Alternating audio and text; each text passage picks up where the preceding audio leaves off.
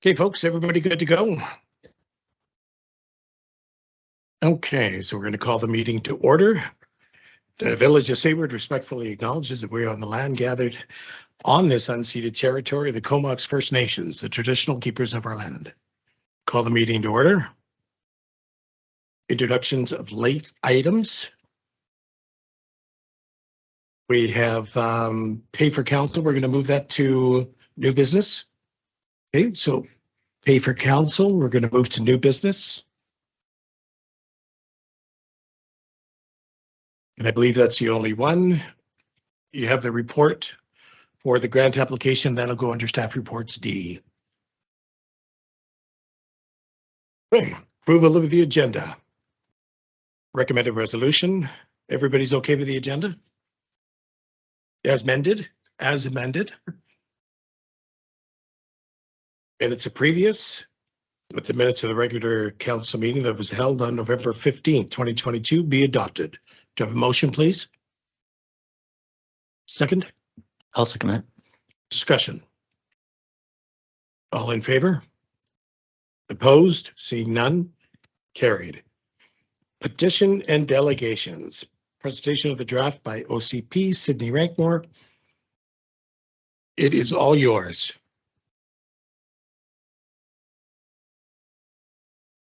Here. Oh, put on. Okay, that's for the best, probably. Thank you all for having me. For those of you that haven't met, my name's Sydney Rankmore. I work for a consulting firm called Urban Systems. We're a civil engineering and planning firm, but do a lot of different things, including landscape architecture, grant writing, that kind of thing. So I'm situated in our Courtney office. I'm really happy to be here in person, finally. Done a lot of virtual council meetings, so it's exciting to finally be here in person.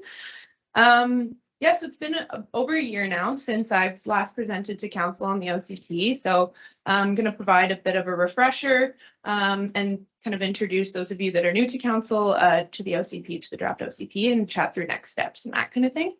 So you can go to the next slide. There we go. So we'll talk some project background, give a refresher on, what is an OCP, how this project got started, that kind of thing. Then we'll revisit the project timeline, 2021, and since I last presented to council, so the last year, 2022 as well. Then we'll do a quick revisit of the draft OCP. I won't go too much into detail if you have it in front of you and can dig into it yourself, but kind of give an overview of the policy areas and some of the thought process behind how we structured it. Then we'll talk about the changes over the past year in 2022, since I last presented to council, so you kind of get an idea of what has changed. And then we'll talk about the options for First Nation consultation moving forward, and then next steps towards adoption. Go to the next slide. Like I mentioned, I'm from Urban Systems. We were hired in March 2021. So myself and my colleague Jake Hewson worked on the project. He wasn't able to make it today, but he helped out through the process. So we understood that the village received funding through several different funding streams to complete the OCP, and therefore, to keep costs low, we utilized VIU students to help with some of the research, and it was a bit of a collaborative scope with village staff, as you guys are aware. Go to the next slide. So I'll give a quick refresher on what is an OCP. So it's the highest level policy document, and it informs and guides how the community will grow over the next 20 plus years. Typically, that's the timeline. It's a visionary and future-oriented document, and it kind of answers the questions of what do we want our community to be in the future, and then how do we get there?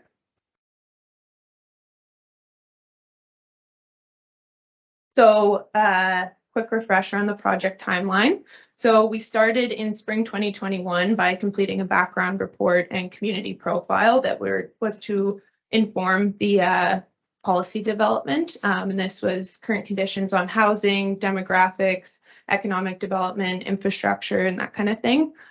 And then in summer, of 2021, we conducted our first phase of community engagement, which included stakeholder interviews, a household survey, council workshop, a virtual town hall, and then open house in the gazebo right here in town. And then during that summer, we also acquired additional funding through another UBCM stream to kind of expand the scope. It was through the active transportation stream to kind of continue the project and make sure it got through to the end in theory. So through the late summer and early fall, we drafted the OCP and presented to council in September of 2021. And then shortly after, we conducted a public open house, which was in the rec center. And we received good feedback from the public and from council at that time. So through the fall and the winter of 2021, the village continued conversations with Comox First Nation and other stakeholders, and we made adjustments to the draft accordingly. And then, as you know, in November of last year, Anne left the village, and it was stalled out for a little bit until we could find another CAO to keep the project moving. So you can go to the next slide. So in 2022, in winter 2022, Jason Johnson started, and we made further adjustments to the draft based on his conversations with KFN and other stakeholders. And then in spring of 2022, we commissioned a legal review of the OCP to make sure it was in legislative compliance with the Local Government Act, and we made corresponding adjustments at that time. And then in summer 2022, we worked to incorporate all the grant reporting that was done by the BIU students. And then, as you know, Jason left at that time and John was brought on. And then through the fall and winter, we continued with the grant reporting and First Nation consultation as well. So I'll now go through the draft OCP. I'm going to kind of give high level by part of the OCP. So part one is the introduction.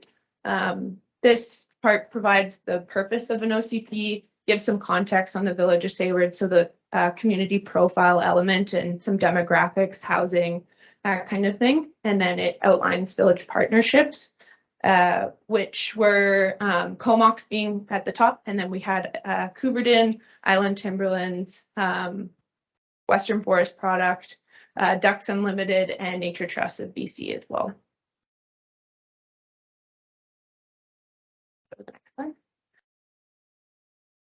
So one of the first things we did through the community engagement phase was to develop these guiding priorities. And these guiding priorities were intended to inform and direct the policy development. So they kind of created a community-led vision for the OCP. So I probably won't read them all because you've probably read it. So, but yeah, this wheel was what guided the policy development. We'll go to the next slide.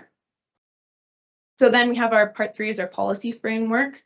So they're divided into sections based on the guiding priorities, how we kind of parsed it out. And they're Indigenous relationships and partnerships, citizen engagement and community leadership, community health and well-being, economic development, public spaces, trails and active transportation, growth, housing, infrastructure, agriculture and local food security, natural assets, community safety, and climate action were the policy sections. So I have a couple example policies here, just to give you an idea of how the sections were laid out. So each section has a goal and then several corresponding policies. So for Indigenous relationships and partnerships, the goal being Sayward has a positive working relationship with Comox First Nation and Indigenous groups in the area. And then one of the example policies, there's a few of them in that section, but one being actively pursue opportunities to work with local First Nation government to support and implement the Truth and Reconciliation Commission calls to action. So just kind of gives you an idea of how that section's laid out. And then some of the other sections, they have a few subsections as well. So they'll have various subsections and then a corresponding goal and then policies underneath.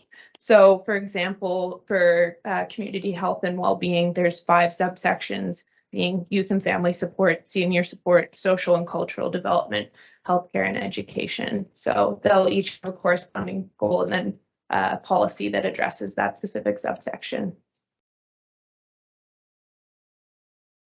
So part 4 is the land use plan, which outlines the future land use designations and what uses are recommended in each.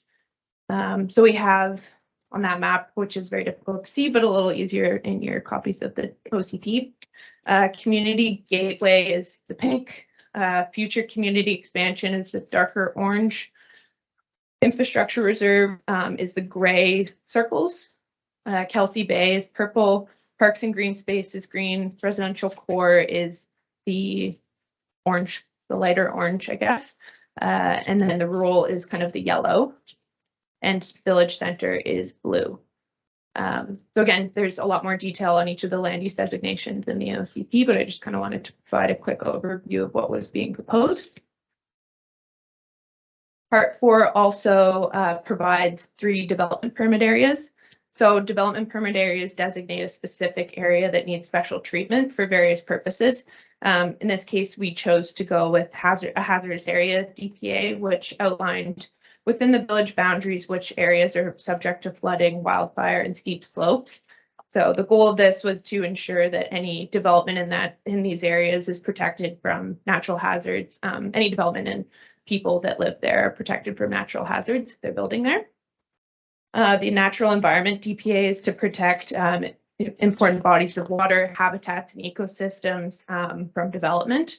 And then the Kelsey Bay Working Waterfront DPA was intended to help revitalize the Kelsey Bay area, specifically for economic development purposes in accordance with the village's vision for the area. So part 5 is the implementation section. Here we have development approvals information, temporary use permits for both commercial and industrial, monitoring and future initiatives that are outlined in the policy. They're just kind of listed there, and this is helpful for future funding initiatives to have it kind of like listed out if you do plan to pursue that in the future. So some of the ones that we propose are clean energy plan, a parks master plan, some emergency planning, asset management planning, some work around protection of Newcastle Creek, zoning bylaw, several different bylaw updates, that kind of thing. Nice one. So now we'll get into some of the changes that have been made in the past year. So we'll start with KFN's comments. So one of the things that they talked about in the council to council meeting last November was they really liked the City of Courtenay's OCP. So we took a good look at it to see as reference what we could kind of pull from that as well. And keeping in mind the different contexts of Sayward and Courtenay being a lot bigger and having reserve land within their boundaries, we took a lot out of it. And I think it was really helpful to kind of guide some of that. We also included the cultural heritage policy that they recently developed. I think it was in 2020 or 2019. So we did a deep dive into that and incorporated some policy language surrounding the cultural heritage permit. So it's encouraged protection of archaeological sites and places of cultural significance by supporting Comox First Nation in implementing the Comox First Nation cultural heritage policy. So that as well, they reference UNDRIP. And they reference it as well in the Courtenay OCP. So in our discussions, we added that as well to kind of act as a framework for reconciliation. So UNDRIP, if you're not familiar with it, it basically outlines actions towards respect and recognition for Indigenous human rights. And it's been passed into law by both the Government of Canada and the province of BC. So that means it provides kind of a legal framework for reconciliation. So it really does act as a good reference point from a legal standpoint about how to action some reconciliation. We haven't been too specific in the OCP. The language we say is kind of in the partnership section. And it says the Village of Sayward intends to use UNDRIP as a framework for lasting reconciliation with Comox First Nation and other Indigenous groups in the area. So it's not necessarily the same legal framework that's outlined by the province or anything like that, but it kind of leaves it open to have some buy-in from council to kind of action that council to council and figure out with Comox, for example, what that means for them, what those human rights action items in the framework looks like for them. So some more changes was they wanted more incorporation of the truth and reconciliation calls to action. So we added the one that I previously mentioned was actively pursue opportunities to work with local First Nation governments to support and implement the Truth and Reconciliation Commission calls to action.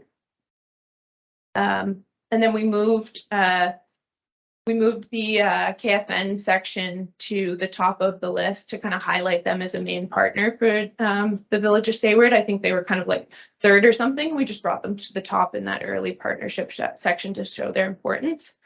And as well, we also moved the Indigenous Relationships and Partnerships section, policy section, to the front of the document again to highlight its importance. Yeah, so we did a detailed review kind of throughout the OCP to really look at all the policy, not just that one section highlighting Indigenous policy, and made sure that they were kind of included in a bunch of different policies, you know, in like public space, that kind of thing, active transportation, and really wove it throughout to make sure we were really covering our bases. So yeah, those were kind of the changes we made on the First Nations side. Then we went to the grant reporting. So as you know, the VIU team has been doing helping the village with some grant reporting, and that's resulted in the age-friendly action plan, the active transportation study, and a more detailed housing needs assessment, which is coming in this December. So we've been incorporating, you know, their action items that are coming out of those plans. Then we also received comments from Island Health. And they included some comments surrounding active transportation considerations when thinking about growth and development, incorporating policy surrounding asset management or natural asset management. I mean, they talked about healthy food systems. They encouraged a wider range of housing types, not just single family or single family detached. They suggested taking a look at the Island Health subdivision standards for rural land use lots. And then they were talking about some advocacy around mental health care. So yeah, they didn't really have like specific policy direction because that's not really what they do, but they provided a lot of good background information that I was able to kind of weave into a lot of the sections as well. Go to the next one.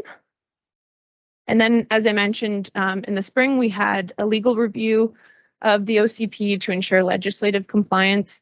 So we added additional context statements to the start of each policy. I think the original intent was we wanted to keep the OCP small and concise, but you know, legislative requirements means you have to put a certain amount of context into each of the policy sections. So we had to build those out a little bit. We adjusted some of the language surrounding the DPAs for legislative compliance. And then we added in the development approvals information requirements and the temporary use permits. Those are just from the previous OCP. We just pulled them over into the existing OCP because there wasn't any problems identified with those at this point.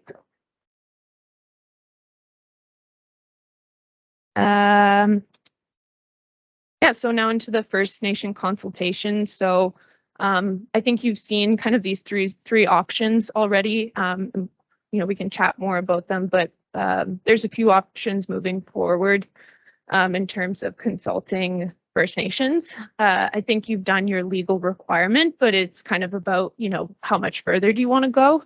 So the options being you can move forward with the adoption of the OCP without further consultation with First Nations. So some pros being no further delays to the OCP, no more money being spent on it. Some cons being maybe an adverse impact on the village's relationship with First Nations. Potentially, we don't know that for sure. Option 2, potentially send a follow-up email or letter to First Nations to provide one final opportunity for them to provide feedback. So pros being that, you know, you demonstrate partnership with local First Nations, maybe provide opportunity for more meaningful feedback, or perhaps some cons, further complications, cost implications, and delays again. And the final option, take the OCP to first reading and send another letter to First Nation when it needs to be referred. So after first reading, it needs to be referred to the Ministry of Agriculture and the school district in the Local Government Act. So that's a time where you could send it out and say you have this many days if you have any other comments. And then the pros being you're kind of doing all of the adjustments at once. So there's some cost savings potentially. and cons being First Nations may feel like they're being consulted too late in the process. So yeah, those are not maybe all the options, but those are some of the options for sure. So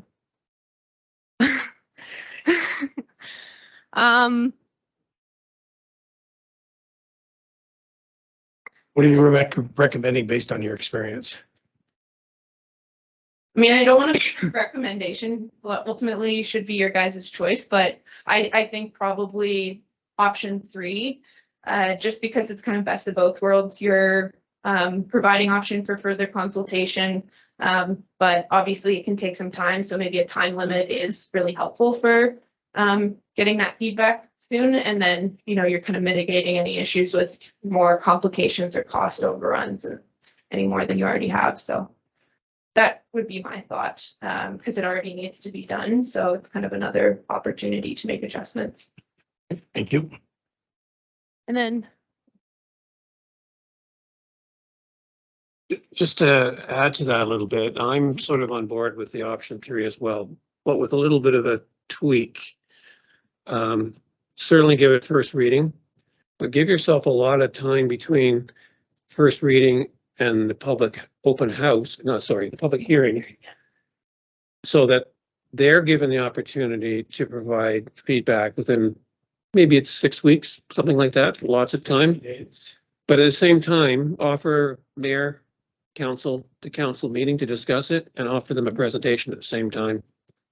The only other issue that's outstanding is the amount of money they're asking for to review the project, and that's something that's on the agenda and you'll have to discuss.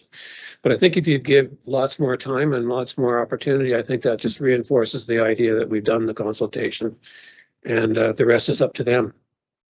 And I think the messaging as well is important. You kind of can say, you know, it's not the end, like it will be adopted and it can be amended if like worse comes to worse. Like I think that's really important, that this isn't like a finality type of thing with them. So yeah. I'll just go to my last slide and then any of my other questions. So yeah, just next steps would be incorporation of the detailed housing needs assessment that is coming through in December.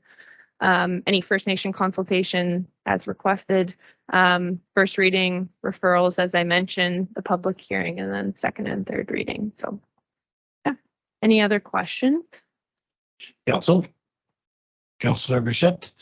What archaeological sites were noted in this area? You mean like the cultural heritage Yes. permit?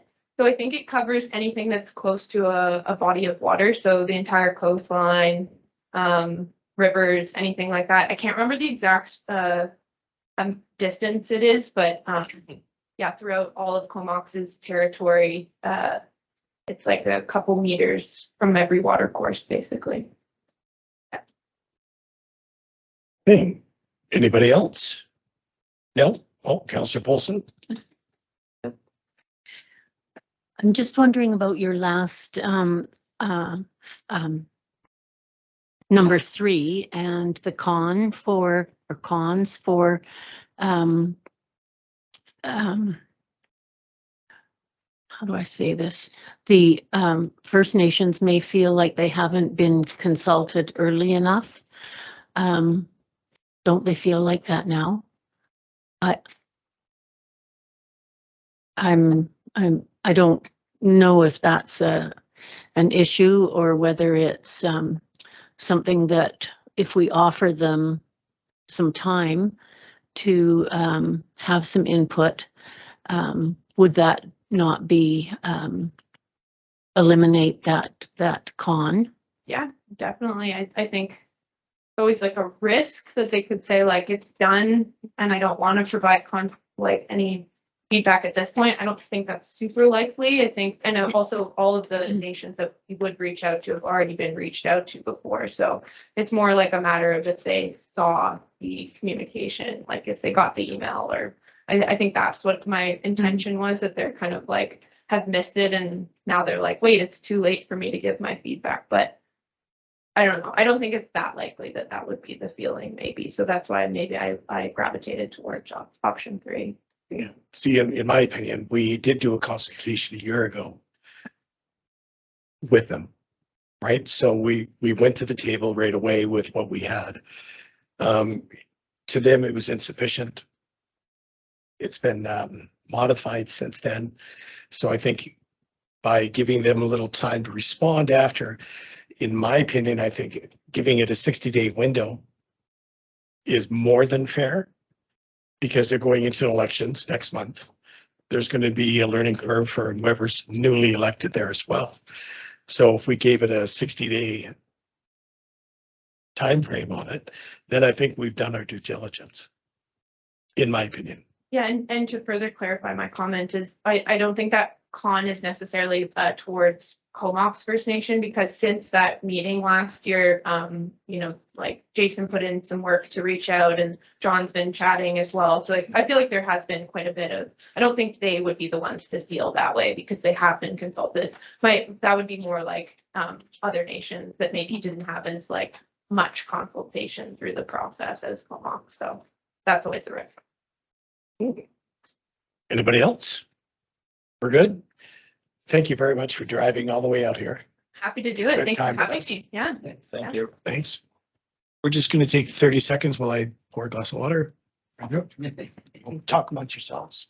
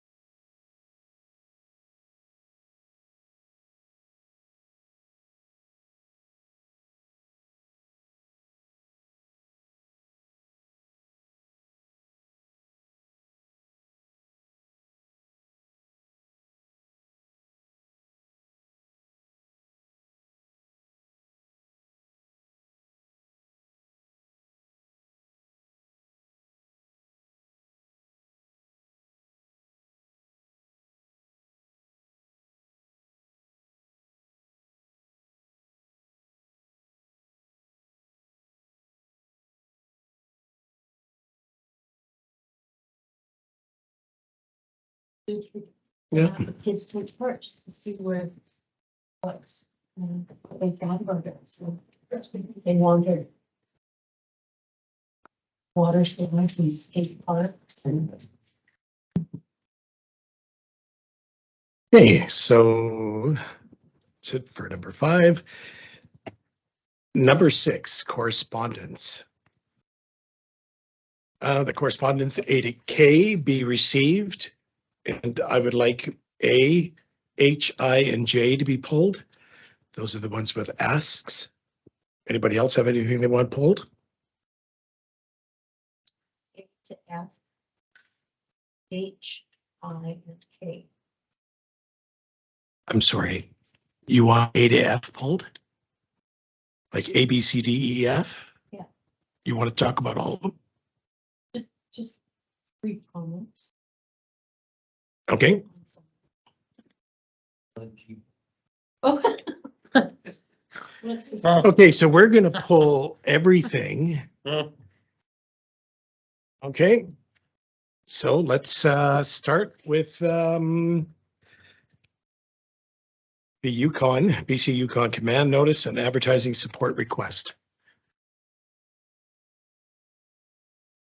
The ads basically the same as we did last time, would be $300. That's what we had last time. So did anybody have any comments on that? No?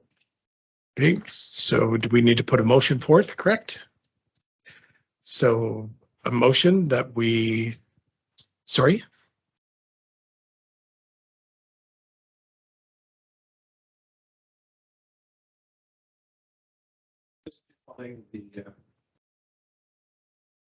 The purchase of the little ad, right? Mhm. It's up to you. I mean, I'd take it as staff direction. It's Okay, well, staff direction is fine.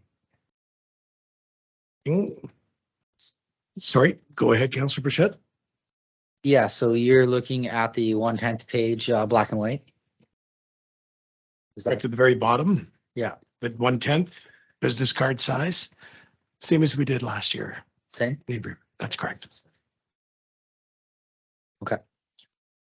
Thank you.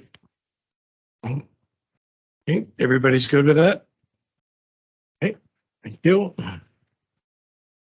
Next is the Crisis in Campbell River Hospital email. Councillor Paulson? Yes, I know that this was on the agenda for the CVS Comox BVID. Strathcona, Yeah. Comox Strathcona Regional Hospital District agenda last week. And I'm wondering if you have anything to report from that meeting on the, if there was any discussion around the letter. No, there was no discussion around the letter at all. It was just received. That's correct. So there is an ask in the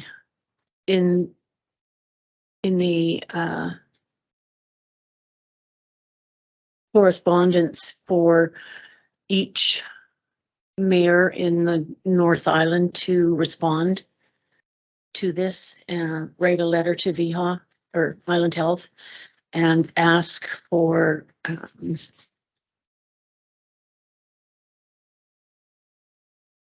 some more action on having these services removed from Campbell River and Comox to Victoria. It has been an ongoing concern for the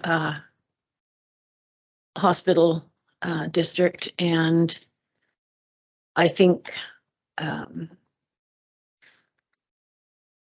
a personal point of view, I know that having to wait for 3 weeks to get pathology reports because they're going to Victoria from Courtenay and from Campbell River is just not acceptable for somebody that's got a terminal illness or needs the doctors need the lab work and the test results as soon as they can get them.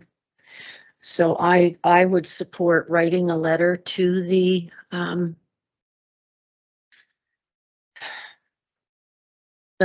people that are listed, and I just Yeah, I would agree. like to support that. Everybody else agree? No. Councillor Bichette? Sorry, Councillor Paulson. Yeah, I believe when we start privatizing these medical lab results and other functions of the hospital, they don't usually come back to the community, and they turn into a for-profit model that doesn't necessarily help the citizens as much as it would in-house. So I definitely think that we should communicate with the Citizens for Quality Healthcare and voice our thoughts on that. So everybody's agreed that we'll send a letter. It's signed by myself. Okay, do we need a resolution on that? Yes, and I would also maybe get some help to write that letter.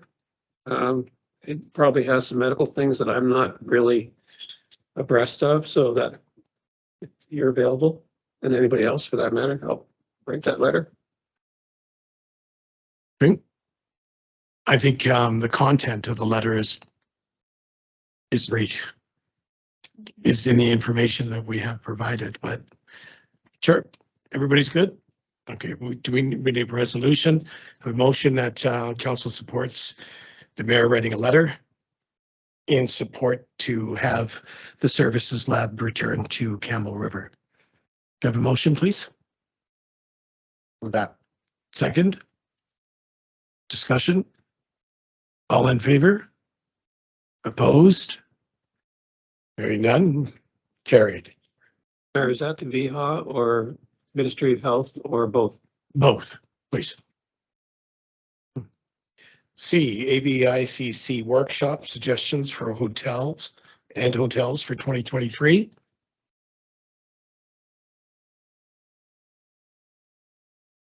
I think most of this, we can go over in a cow coming up in terms of, who's going to be going.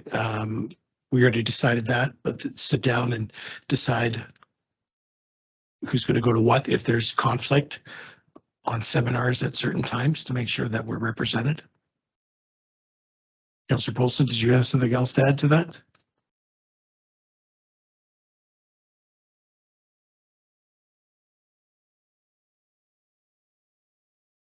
I wonder if we need to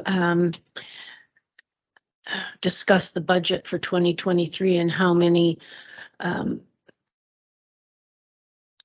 councillors will attend the different meetings, conventions, workshops, and things that we have, like we've done before. There's always been a number of people that are going to attend each event, and then choosing from that who wants to go. So we have to wait till January so that this is included in the budget. Well, what I'm concerned about, if you wait till January on this, and one other one that we need to talk about is, are we still going to be okay for accommodations for whoever's coming from here? The answer to that is no. CO?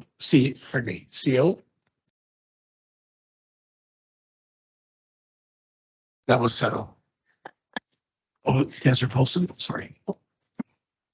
Thank you, Mr. Mayor. So typically what council has done in the past is they have a set training budget that's sort of a standard amount every year. And then when budget time comes around, you can either add to that or take away depending on, availability. If some councillors aren't available for certain things, then the budget may be reduced. But there is a standard amount usually set for these types of events, ABICC, UBSAM, other elected official training. So yes, the hotels have already been booked for this particular event and there's money in the budget. Yes, thank you. Because I believe the budget was 16 grand. Yeah, it was around 16,000 that we set last year. And the year before, which we didn't use much of the year before due to COVID and nobody was going anywhere. I'll get to the other part on my mayor's report. So, but in terms of detailing, I mean, the hotels were the important thing. Going through and picking the seminars and so on and so forth, that's not something that we need to do tonight. Anybody else have any comments on ABICC? Nope. Thank you. Okay, BCED, breaking news update. Councillor Polson.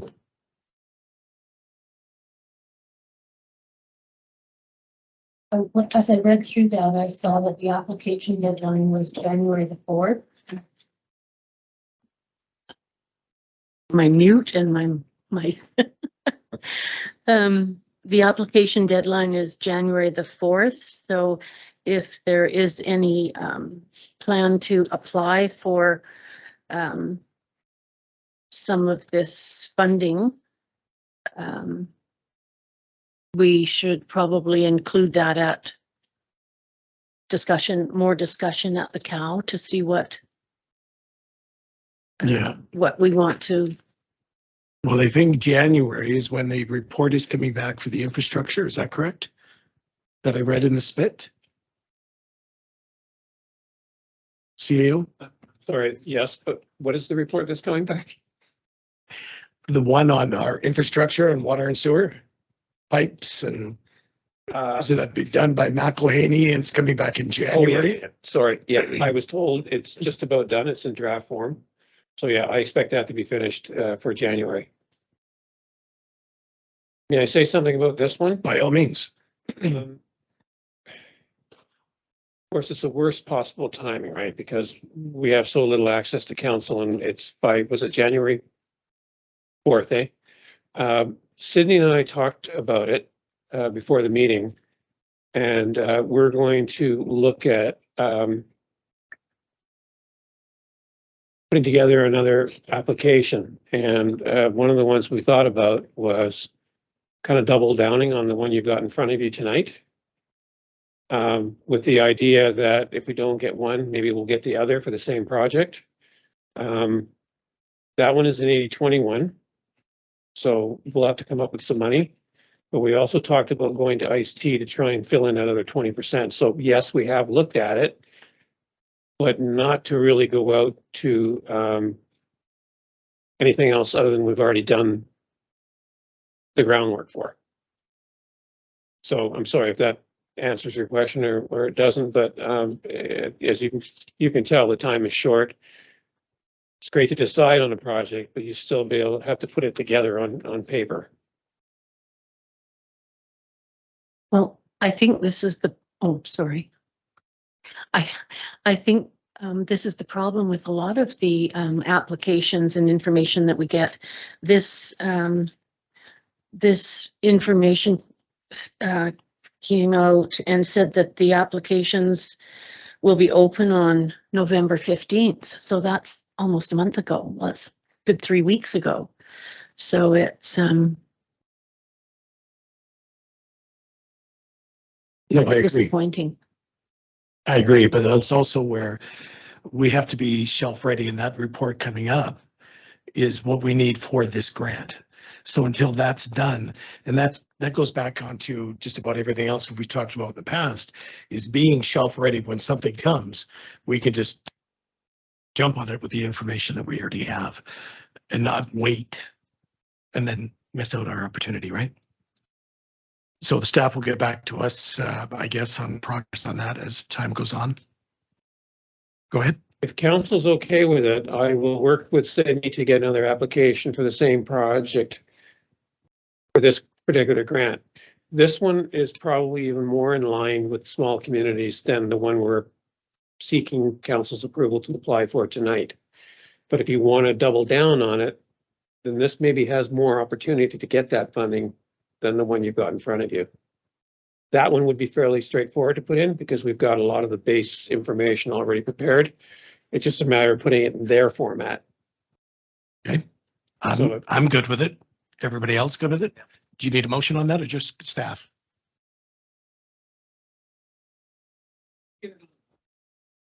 Okay, let's have a motion that staff work with Urban Systems to apply for the BCEDA grant. Do I have a motion, please? I'm done. Second? Somebody? Tom? Oh, There you go. I'll second that. Discussion? CAO? Could you call it the REDIP program? Sorry. That council gives staff the go-ahead for the REDIP program.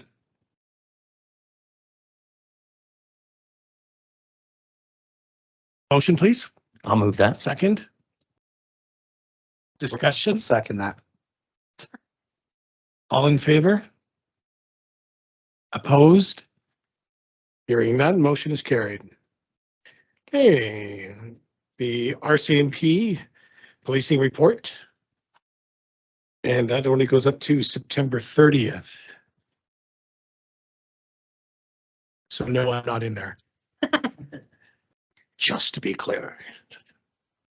Do you have comments on this report, Councillor Polsey? Yes, I did. Thank you. I just wanted to note that the community interactions are listed as the Canada Day Parade, but the RCMP were also very instrumental with the Tour de Rock and Cops for Cancer when it came through here, and worked really hard with the local group. And also that in an official manner, they did attend the former mayor's celebration of life. And I think it's really important to have that in their community interactions because it was a Agreed. important thing. Thank you. Okay, next is the letter that we received from the Honorable Sajan. Any comments on that? Anyone? Councillor Polson?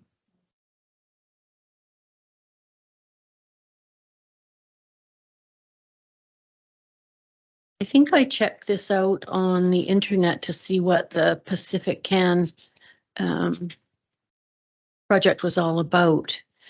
And it's also about economic development, and it's something that's foremost in our minds these days with getting Sayward growing again. So I think we need to take a closer look at it and see if there's any things that we can apply for there.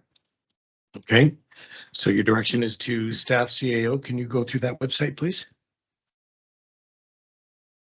Thank you. Next is the guiding lights across BC.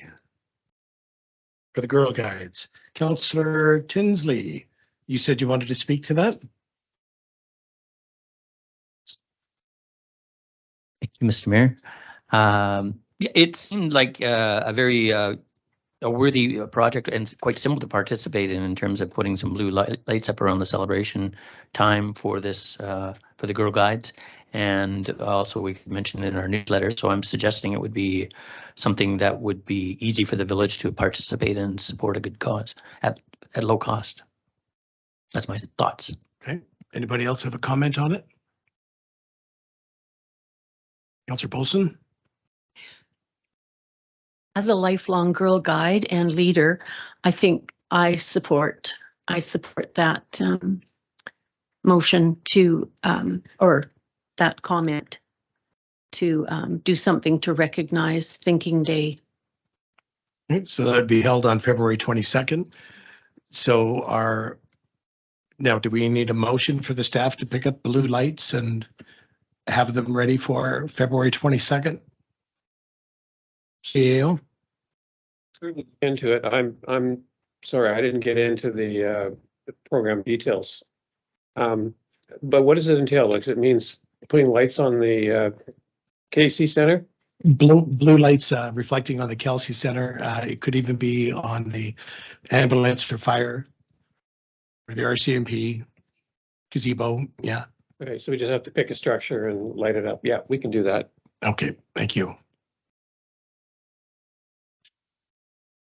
Okay. Mosaic would like us to meet. That's H. So again, sometimes we have difficulty getting all our schedules to coincide. So I think what we need to do is I think it's in our interest to go meet with them. Okay, so what we can do going into January, December is going to be pretty much a write-off, I think, for everybody for the next 3 weeks. So my suggestion is going into January that we pick a random 3 dates and see who can attend. Does that work for everybody? CAO? You've got several other organizations you've asked to see, and I've sent basically a standard email giving them the first 3 months of council meetings. Okay, Okay, so my suggestion is to do the same with them, and they can choose which council meeting they want to come and speak to you about. I can't recall, did this one have anything about, no, I guess there's no tour, right? So this one's straightforward, just a matter of attending council as a delegation. So if you're okay with that, I can simply send that email off to them, pick a date and get them on an agenda. sure, that'll be better. That work for everybody? Okay, thank you. And next is Sayward Futures letter of support for their 10 by 34 office trailer, which is movable and has a generator. Does anybody have any issues with the letter of support for Sayward Futures? No? Councillor Bichette?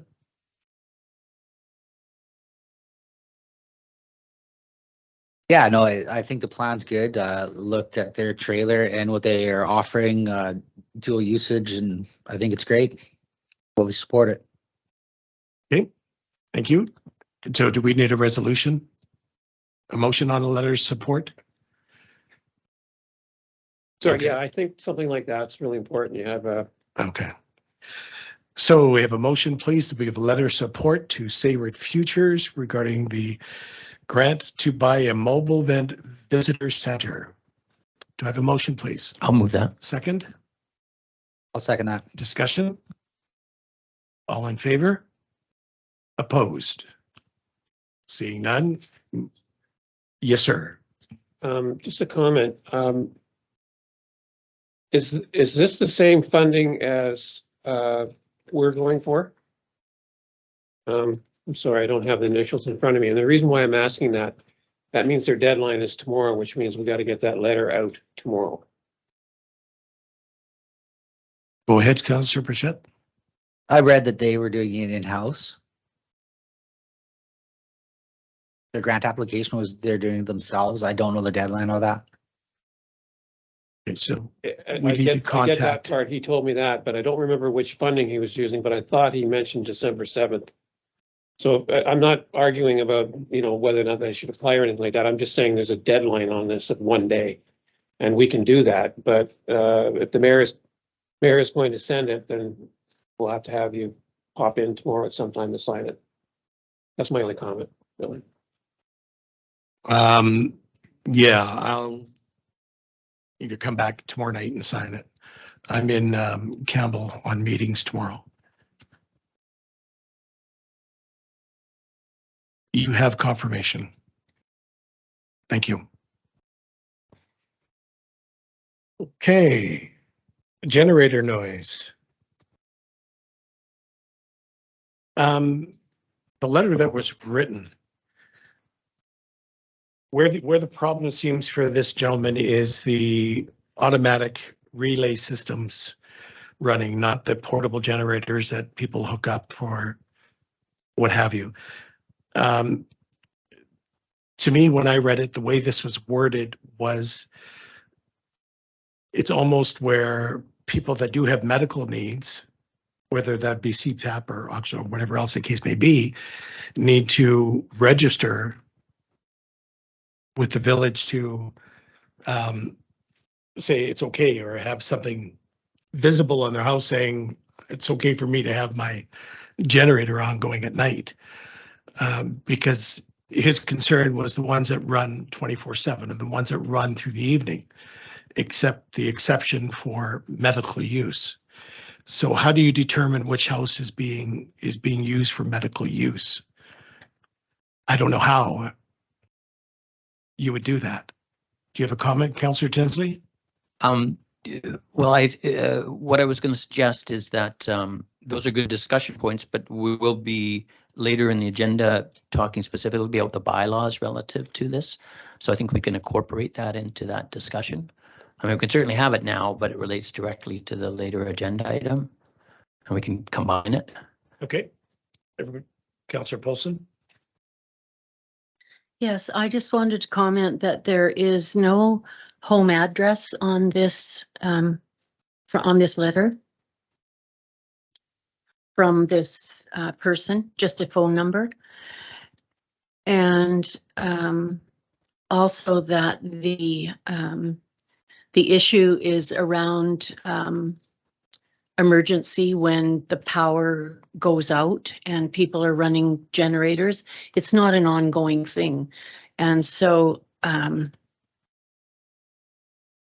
it's kind of difficult for me. I find it difficult to support this when people do need to have their medical machines going, or their heat on if they're older people. I mean, it's only common sense that people don't fire up their generators just because they want to save electricity.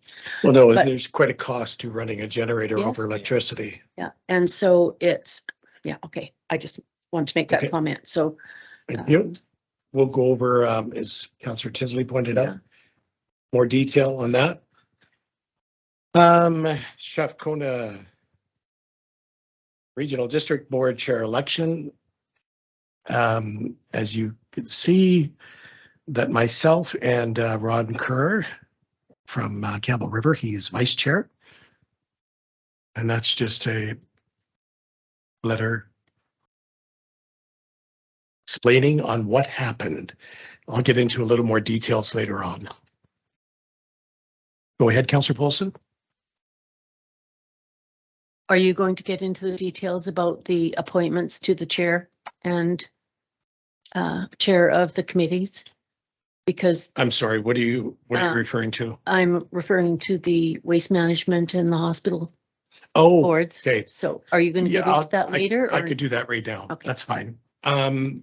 What I didn't know when I became chair of the SRD is automatically I am also co-chair of the waste management, which I found that out at the meeting when they had the meeting, and also I am on the hospital board as well, automatically. Now, I thought that they may have a separate vote for SRD, but they do not. So I represent Sayward and the SRD when I'm there. They only allow us one seat and one vote for it. So regretfully, Councillor Paulson had to step down from those two posts. So far, that's all the committees I think have to be on. But as time goes on, I'll find out more. Okay, so now recommended resolution that correspondence from A to K be received. Do I have a motion, please? I'll move that. Second, I'll second that. discussion? All in favor? Opposed? Seeing none, motion is carried. Council reports, none. Reports of committees, none. Mayor reports, just for information to let you know, as we just talked about with the SRD, it is challenging. It's there's 14 of us on the board, plus the SRD has over 100 and some odd staff involved. So there's a bit of a learning curve there as well. But I think it's going to be beneficial and it's going to help me here at our table as well, and all the fun things that I'm learning. I'm excited about it. I'm also a little nervous, but that's good. That's good. And so far, the meetings have gone well. There hasn't been anything out of the ordinary. There's 9 new members out of 14 on our board because of the drastic change that happened during the election. So there's a big learning curve for a lot of people that are sitting around that board table right now. And some of them don't understand some of the rules or Robert's rules when to speak and so on and so forth. So it is quite entertaining at this point. It's we're keeping, we're doing business, but we're also keeping it a little light at this, but it's exciting. I think it's going to be a good crowd. And hopefully in the next 4 years, we can all think about regional and not just our independent little selves. Now, also, I want, in the mayor's report, I would like an ask for the staff to contact Main Roads to have a meeting with myself, and if the deputy mayor can make it, and with the CAO and possibly the CO as well, to understand their snow removal policy. Because I don't understand it at this point. Or what budget restraints are they working on, or is it a staffing issue? Is it what? So we'd like to sit down and have a conversation with them before we go to the Minister of Highways and see what's happening. Everybody okay with that? Don't need a motion on that, do I? Let's put a motion on that the mayor and deputy mayor and staff meet with management or whomever at Main Roads. Have a motion, please. I'll move that. Second, I'll second that. discussion. All in favor? Opposed? Seeing none, motion is carried. Okay, unfinished business. Oh, wait. Recommended resolution that the council receives the mayor report for information and discussion. Do you have a motion, please? I'll move that. Second, I'll second it. discussion? All in favor? Opposed? Hearing none, motion's carried. 10, unfinished business, none. Staff reports, policy update. Project credit card limit. Theo, did you want to speak to that, or is it all pretty self-explanatory? It's all pretty self-explanatory? That's enough. So the council receives a policy update for the project report for information and discussion, and the council approves policy number 300-03, credit card policy as amended. Do I have a motion, please? I'll move that. Second, I'll second that. discussion? All in favor? Opposed? Hearing none, carried. Nuisance bylaw. Recommended resolution that staff recommend the following motion be considered separately. That the council receives a public nuisance bylaw staff report for information and discussion. Do I have a motion, please? I'll move that. Second, I'll second that. discussion. CO, did you have anything to add to that?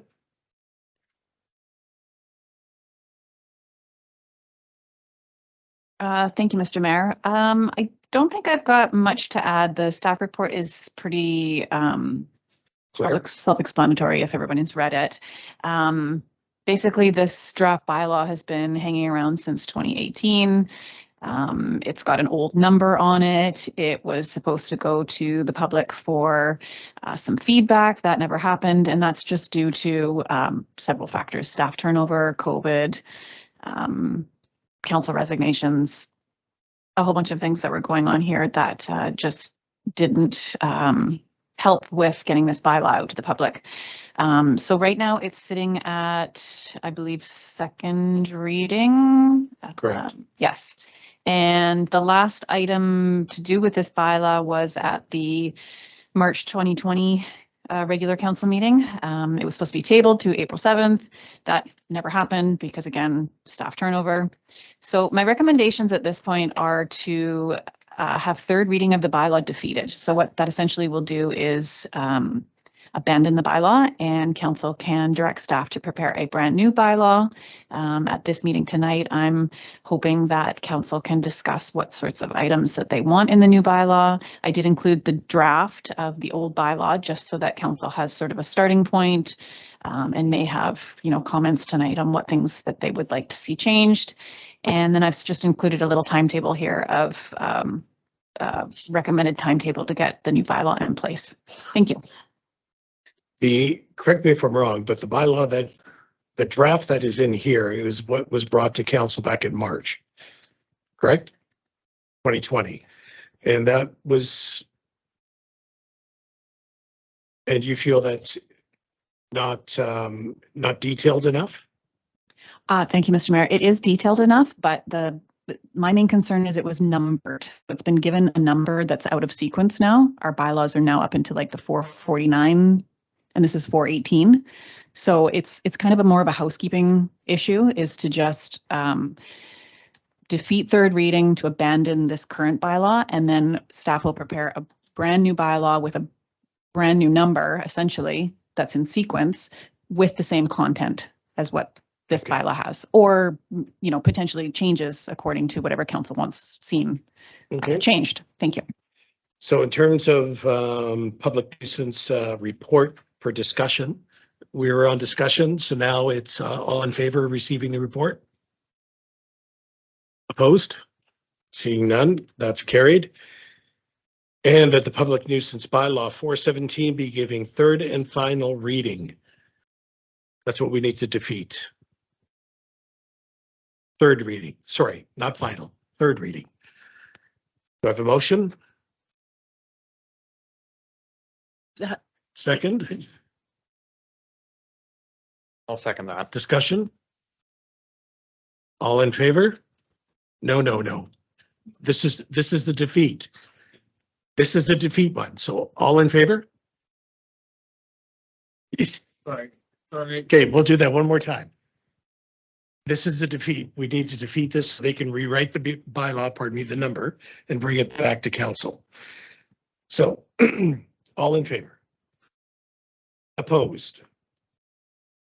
Defeated? There we go. Seppi given direction to prepare a new public nuisance bylaw for January 17th, 2023, regular council meeting. Do I have a motion, please? I'll move that. Second, I'll second that. discussion.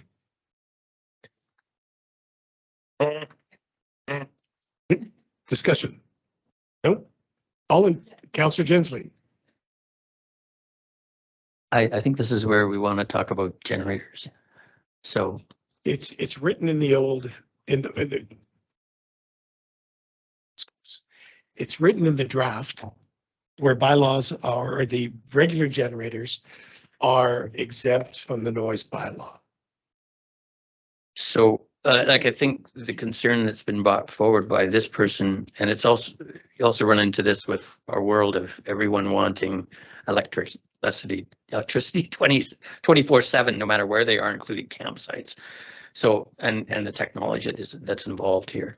So I'm suggesting that we need to discuss a little further the positives and negatives of a little more refined generator policy. Like, for instance, well, at campgrounds, provincial campgrounds, granted people are there knowing they're camping.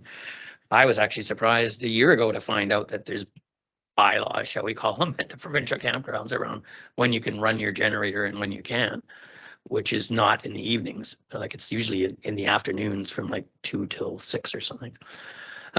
Granted, that's a little bit of apples and oranges, but it shows the way our society has changed. It wasn't very long ago. I don't recall any campground bylaws around generators. So we do live in a world that seems to want electricity. I know on the street I live on, the power goes off in the middle of the day for 15 minutes. And yes, it could go for 2 or 3 hours, but generators go on right in the middle of the day and the television sets are back on and everything's so. I just think it's an important thing to discuss. I believe the person that brought the concern forward was around people being able to sleep as the primary thing during the normal sleeping hours. Granted, that doesn't cover people who are on shift work. I mean, they deal with all sorts of things from just traffic and the normal 9 to 5 to whatever. But I think we should look at it a little more closely, or discuss it a little more. And in terms of the technology that does appear, as I understand it anyway, that allows generators to go on at like 2 a.m. just because the power went blip for a little bit. And why would that be so important to somebody who hasn't had the generator on anyway, right? If they're home, right? If they're home, why would they need that?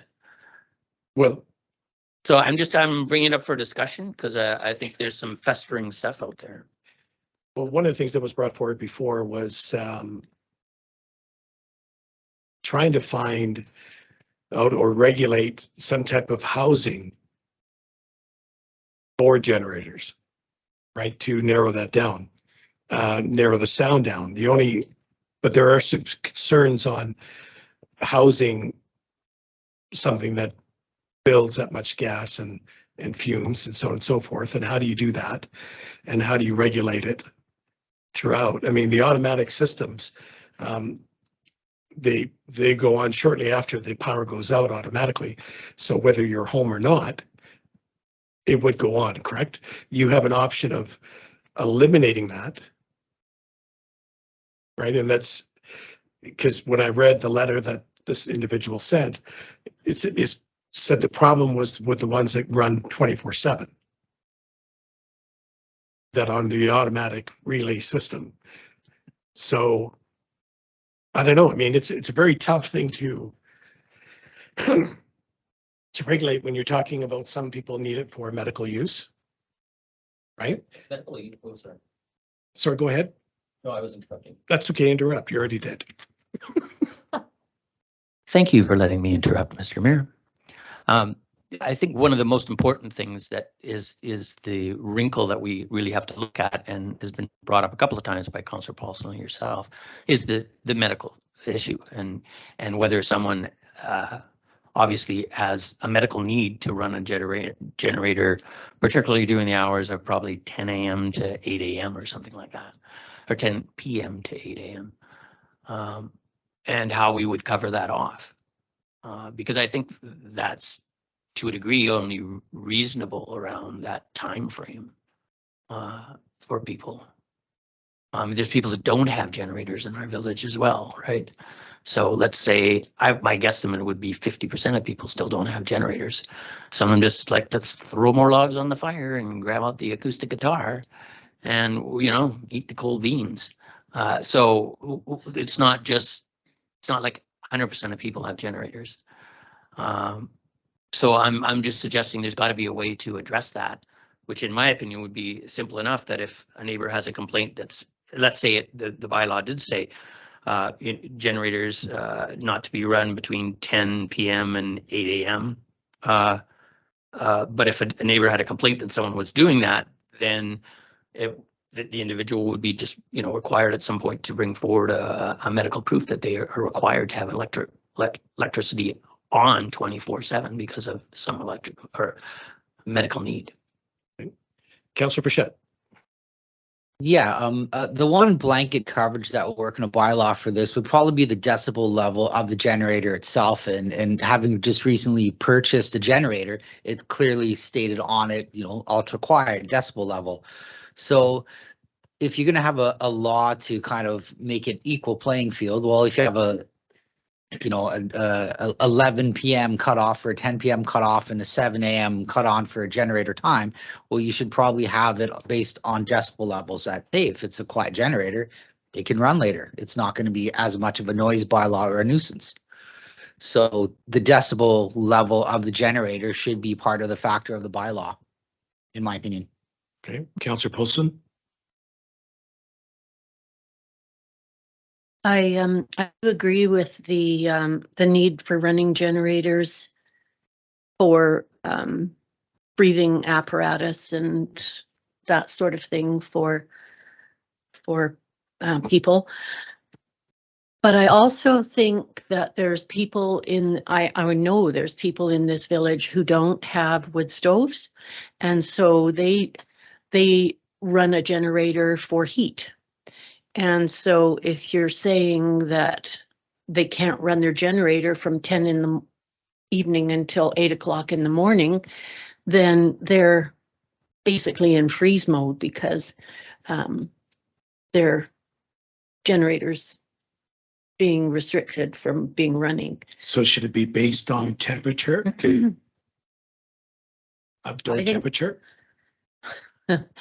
It's just such a complicated, complex question that, and we do live in a rural area, so people have gone out and purchased these items so that they do have electricity and can use it for heaters or cooking, that sort of thing. And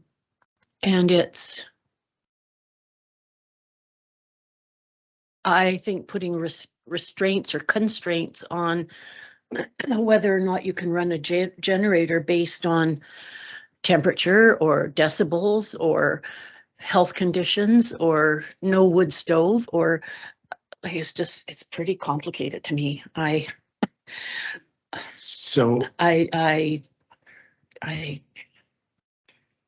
It takes a lot more discussion than this. Yeah, then we have for today. When in saying that, how difficult it would be to regulate all those things, and then also to enforce all those things like the decibels and so on and so forth, to have somebody go around at night, a bylaw officer, checking their decibels and that kind of thing. I mean, I don't think that's reasonable. That would happen. So maybe it's something in terms of the housing on where the generator is located. Might be a simple, and perhaps have someone look into what that would be. Mr. Bichette. Well, generally speaking, the location of your generator, if it's tied in with your electrical panel, is the shortest path through the wall to outside, which in some places is the closest distance to your neighbor versus in the back corner of your property, right? So you have to run more electrical infrastructure to tie it in if it's a modern tied-in generator. So, But if it's housed, we need more information. I mean, at the end of the day, this is about noise. So there's a true measurement of noise, and that's your decibel level. So that should probably be your high for noise. If it's above this amount decibel level, then you can't run it past 11 o'clock unless it's medical or adverse cold weather. Okay. Councillor Gilkin. I do agree that generally they should be on for medical needs, like Councillor Tinsley and Councillor Polson stated. I think they should be, and like Councillor Polson said, it's such a complicated issue to bring up and bring together all the different kinds of things that we need to put to make it a bylaw, right? I think, like Councillor Burchett said, with the decibels, I think that's a good way of going about it. But where like if it's housed, right? Where like Councillor Burchett said, who are we gonna? Lost my train of thought now.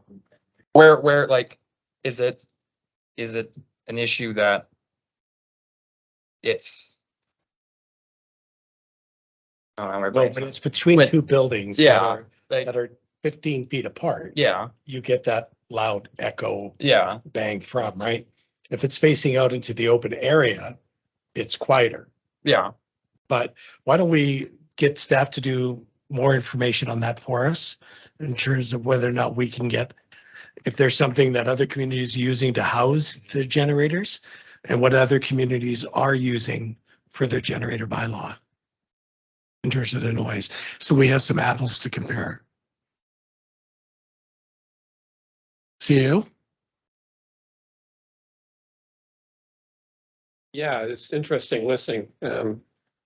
Maybe the idea is for, we picked up a few ideas, staff to do a little bit of investigation and report back on the 17th. I'm not sure you're going to find us giving you solutions, but we'll certainly give you some more thoughts about it. Maybe look at what a few other communities are doing. And I think the other thing that I haven't heard mentioned is whether or not there are kind of sound reduction opportunities that individual homeowners could use, like putting some sort of enclosure around it. I don't mean on all sides, but that would at least muffle the sound Some somehow. type of housing. Right. Some type of housing. Yeah, something. And anyway, that's what's going through my mind, is see what's out there and see what's available. Okay. It can't be overly expensive, but maybe there's something out there that will reduce the decibels by a certain amount. But I don't think it's a simple solution. I think you're catching the major issues, and I think, I won't tell you what I think.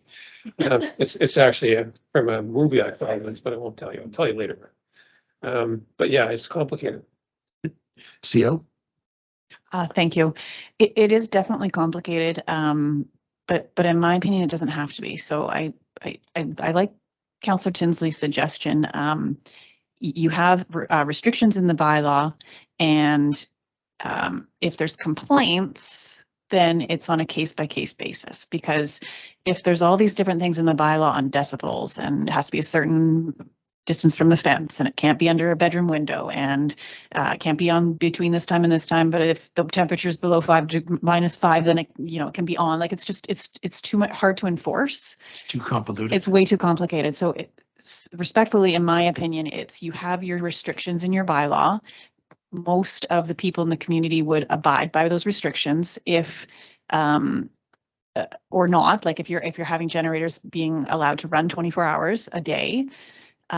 If a neighbor complains that the noise is too loud, then again, you do it on a case-by-case basis, and then you work with that neighbor and you figure out, okay, what is a solution? Is it needed to be 24 hours a day because of health concerns, or is there some other solution? And I think you're going to find that there's less of an administrative burden that way. But that's just my opinion. Thank you. So we motion that the staff bring back a report to council on January 17th regarding the generators on the nuisance bylaw. Motion, please. Sorry, CAO. Thank you. Move that. Second, I'll second that. discussion. All in favor? Opposed? Seeing none? Carried. Okay, strategic plan and the Sayward projects and initiative template. That council received the strategic plan and Sayward project and initiative template update for report information and discussion. Do we have a motion, please? I'll move that. Second, I'll second that. discussion. All in favor? Opposed? Hearing none, motion is carried. Grant application for tourism 2023 to be provided at the meeting. Details are in progress. CAO.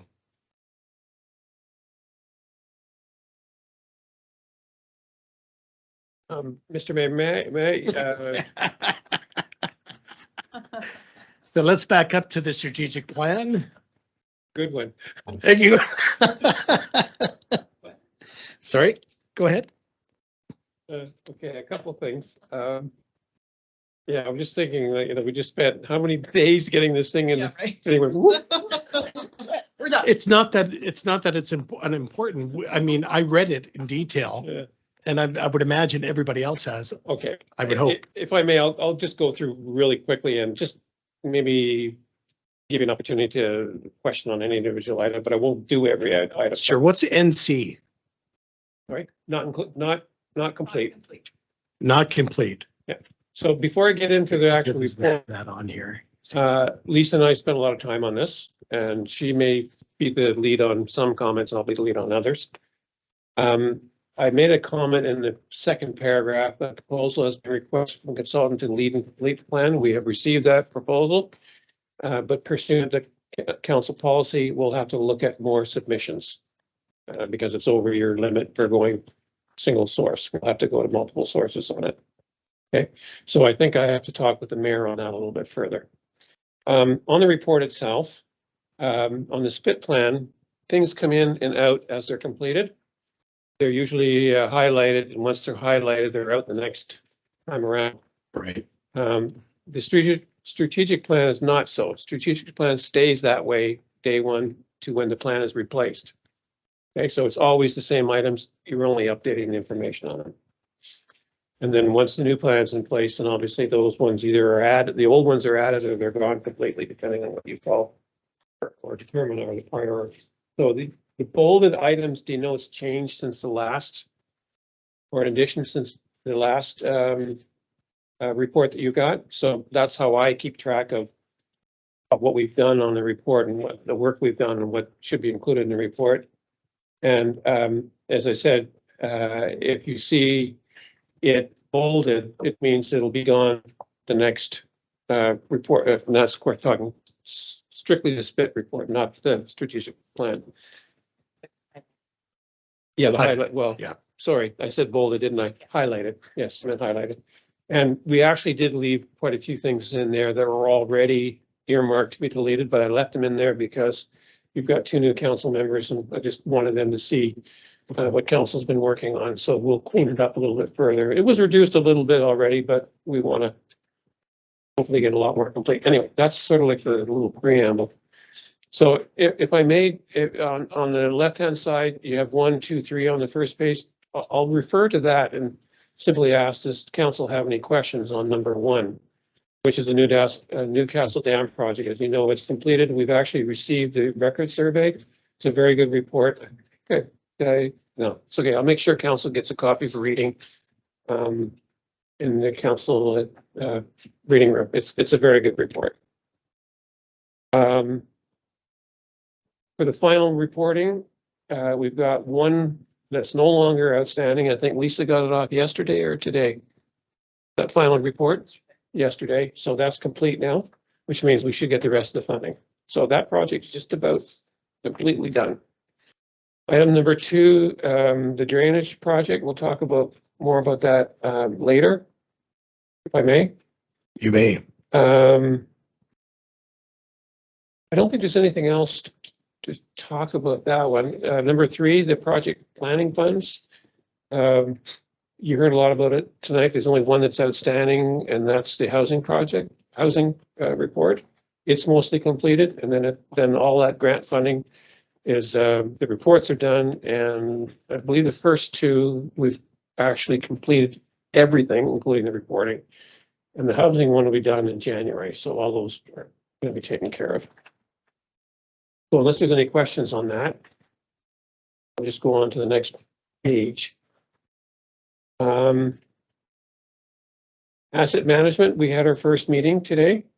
That project is going to go between now and June. So whoever your new CAO, when they start, they'll have an opportunity to feed into that project, which is good, I think, because it's a very important plan to have in place, and it'd be good to have that person's input into it. I wanted to say something else. The biggest thing that I had today to come out of, I wanted to see them give me something or give us something that showed what the output's going to look like. It doesn't have, I'm not asking for the specific output relating to us, but they've done it before. Let's see what it actually looks like, because I think at the end of the day, we want to know that end product is really usable. So I wanted an example of what they're going to produce, and they said they would do that. On to the next one. Approving officer, Adama rezoning, you know where that is at. That is basically in his, he's got a letter from the approving officer. We're waiting for him to respond to it. There's a couple of, more than just a couple, there's a few issues there that have to be resolved. The Van Brocklin issue, you've got that in front of you. That one's mostly solved. I should say that there's 765 and 794 are 2 issues. 794, I've kind of gone back in and talking to the building inspector on that, and going to try and get that one moving along as well. Both of them involve basically building a house and not having the proper, either the building permit is expired or simply not having a building permit, and a few issues there. Kelsey, I actually had an update from him late last week saying that he's got his plans. He's going to come and talk to us. He's going to be asking for demolition permits in February. So I think that's all the details he gave me. So I think that means he's going to get rid of a few more trailers, but it sounds to me like he's going with a constructed small housing unit. And if he does that, then council will have to consider giving them a change to the zoning. So a question I had on that though is what amended to include the SFDs? Are you talking about the Seward Fire Department, or what are you talking about there? Single family dwelling. Ah, thank you. Yeah, you took that out last year from that zoning, Okay, and so yeah, now you're going to consider putting it back in. There's a good reason for taking it out. There's a good reason for putting it back in. that's very true. Thank you. Couverdens, it's basically back with them. I think it's going to come down to returning to council for a decision. My position on it is I want them to come to the table with some drainage, and they're not going to want to do that. And at the end of the day, you guys get to decide what you want to do, what you want to let them. I was going to say get away with, but that's not quite what I would say it. But in my mind, the drainage issues on McMillan and Dyer are all forestry related. And you have an opportunity now to hold their feet to the fire and get them to help out with that issue. I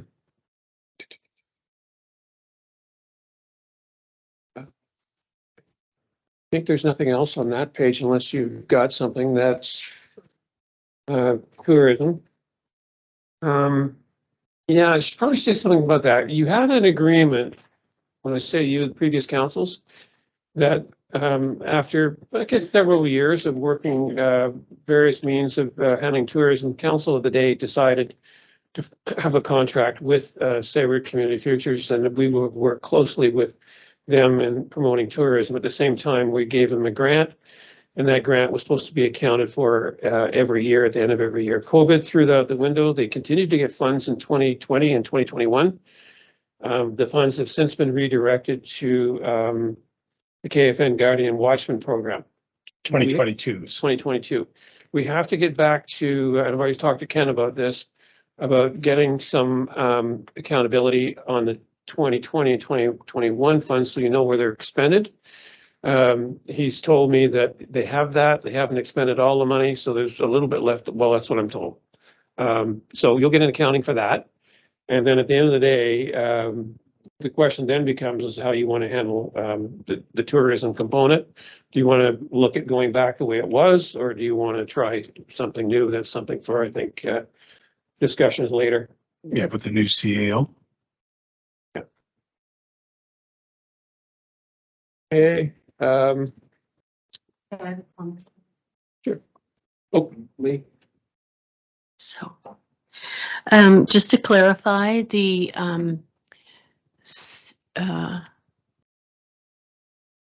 Sayward Tourism Committee was not associated with Sayward Futures, except that it went under the umbrella of Sayward Futures so that the Sayward Futures could administer the funds that came in for the tourism committee.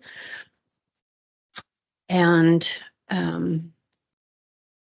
the Sayward Tourism Committee was at arm's length from council, and council supported it with $2,000 a year plus an admin fee. And the reports from the tourism committee were not submitted for the 2 years, 2019 and 2020 and 21 because of COVID. And it was on the tourism's responsibility to put that yearly report in, which they hadn't done for several years. They were also supposed to look at rewriting or revisiting their terms of reference. So without any council involvement, the tourism committee was just closed out.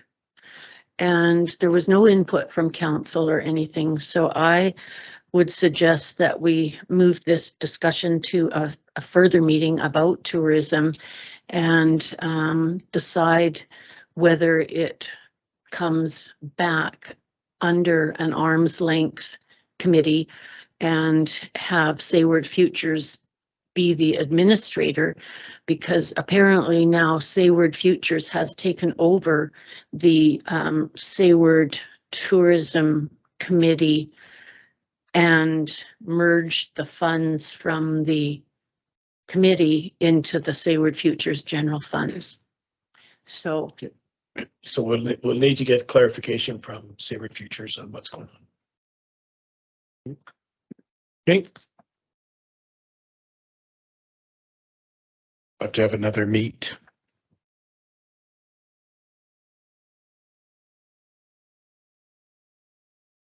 I do want to thank the staff for preparing this lengthy document. I know that was a lot of work, and we really do appreciate it. That was my sincere voice. He was. I'm not finished, Mr. Mayor. Oh, no.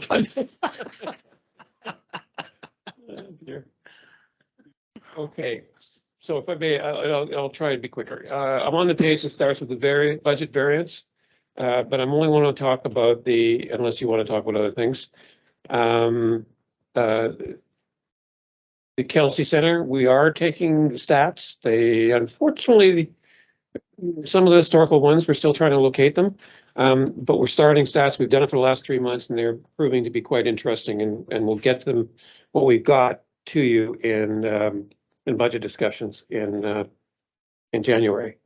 Our rec manager is coming up with some interesting ways to try and raise some money. And she's also looking at the stats and trying to make changes to programming that people seem to be interested in, or at least expressed an interest in within the budget. But I think she wants to make some suggestion to council to expand hours. That's something during budget discussions. She'll get a chance to weigh in and give the yay or nay. So I think that's very positive. I think getting that stats is really important from not only just what people are interested in, but seeing the split, which is roughly probably 60% plus valley use versus the village. And of course, the valley's not paying anything for the upkeep and maintenance of that facility. The other thing that she's done is she's done surveys, and I've asked her to continue to use the surveys to talk to people and make sure that we're getting as much feedback from them as possible, what they want to see happening at the rec center. And again, that'll come in January too. So I'm okay, I think, on that page.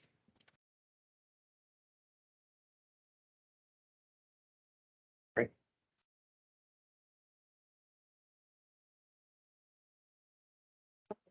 Yep. Yep. Yes, fine. The one that talks about backyard burning, I don't have anything on that page. Other than to say that I really think we should be looking at a water sewer parcel tax as part of the next budget.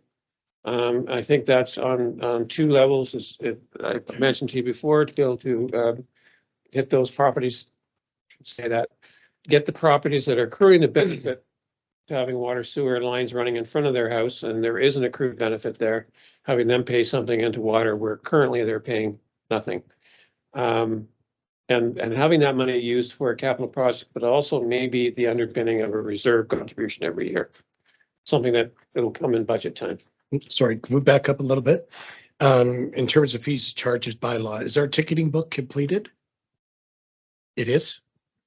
Okay. I'd love to see it. At one point. Yeah. Tickets.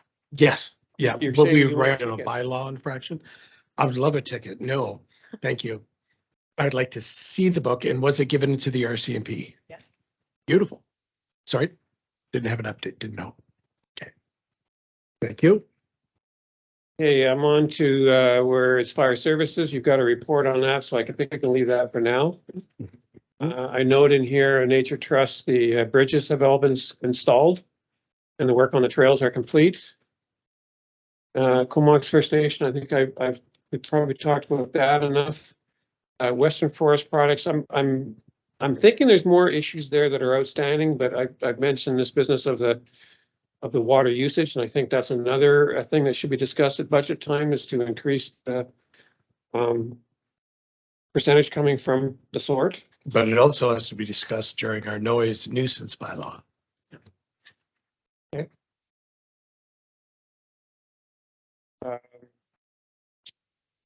And I think, unless council has anything else, I think that's it for the FIT plan. And I'll leave it to you. I guess my comment in looking at the strategic plan, there's not a lot of complete in here, which is troubling. But when you think about your staffing changes and what you went through with COVID, I understand portions of that. But I don't really. I guess I'm saying I don't really understand why. No, I do understand why. You had COVID, you had staffing decreases, and that's the reason why it's at what it's at. But I think these are things that are the priorities, and not all these are staff. Some of these are council, and I think maybe, what does it indicate? That maybe we should spend a little bit more time on it, making sure that these are in fact your priorities and that they are being worked on. You put a lot of work into this. Mhm. So unless there's anything there specifically, I'll basically be quiet, Mr. Chair, Mr. Moore. We should visit this more frequently than we have. I'm thinking once a quarter. We should have staff bring this back. I think quarterly for both reports is just fine. Okay. Everybody agree? Councillor Golson? I just wanted to say on page 71, under the community garden project where it was the community garden usage was signed over to the Sayward Elementary School under the direction of Allison Spears. And she left the district in June, went to another teaching job. So it says here that you're going to contact the school district for some feedback on that. So I'm not really sure how far that project even got because she was off to the mainland for a new job. And at the very last item, under the Plan H grant, what I just want to know what our process is for that now that that grant is almost complete. I know Tracy and her volunteers have been putting in a huge amount of time in putting on those dinners and getting cooks and everything. And I wonder if we could plan some kind of a thank you to her and her volunteers and helpers at the last I'm not sure if it's a luncheon or a dinner.